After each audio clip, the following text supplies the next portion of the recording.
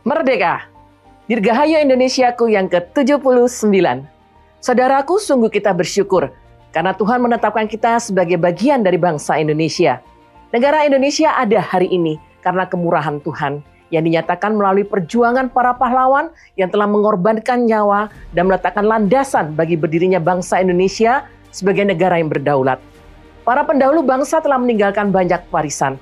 Salah satu yang bisa kita nikmati saat ini yaitu nilai toleransi yang membuat kita semua bisa beribadah menurut agama dan keyakinan kita masing-masing. Saudaraku, warisan adalah hal yang penting yang kita tinggalkan bagi anak-anak atau bagi generasi muda kita.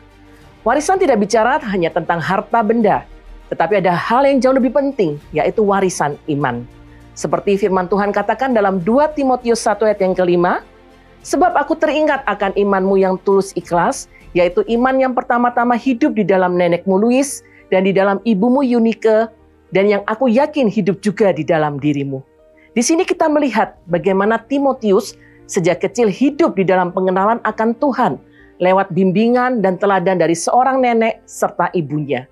Timotius terus bertumbuh menjadi anak yang cinta akan Tuhan, hingga ia bertemu dengan Paulus dan menjadi rekan sepelayanan Paulus. Menurut tradisi gereja, Paulus menabiskan Timotius menjadi uskup di Efesus pada tahun 65, di mana ia sudah melayani selama 15 tahun.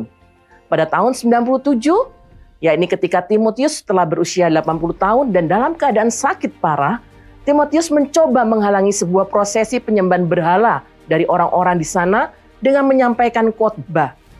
Massa menjadi marah dan memukulinya, menyeretnya di jalan-jalan dan melemparinya dengan batu sampai Timotius meninggal. Sungguh sebuah kehidupan yang dibangun di dalam iman yang kokoh yang diwarisinya dari nenek dan ibunya. Warisan iman yang dimaksud bukan ketika orang tua beriman, maka otomatis anak-anak akan beriman. Tentu tidak demikian.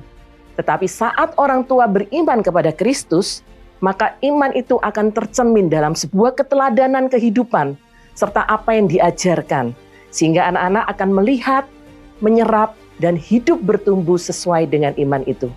Saat ini mari kita renungkan, apakah kita sudah meninggalkan warisan yang terpenting dalam hidup anak-anak kita? Baik itu anak-anak yang sedara dengan kita, ataupun anak-anak yang Tuhan izinkan kita jumpai dalam hidup kita.